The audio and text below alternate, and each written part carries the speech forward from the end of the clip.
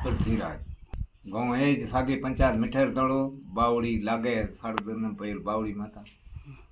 फसलान मोड़ा है पोल ठावका था अच्छा एनो जगह पेल तो उगा को ने गर्मी घणी पड़ी पछे मौसम भी बदली एम करे है इस भी पायड़ो है जीरो पायड़ो खादा खादा जीरो चोटन में ये एरिया में ना खास करे कुल एक सरीका है कोई अमुक के खेत रो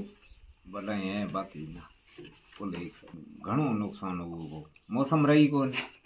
जेके में हवा पलटी घर में आए झाकल पड़ियो वीर महीना फूली मथे आयो खराब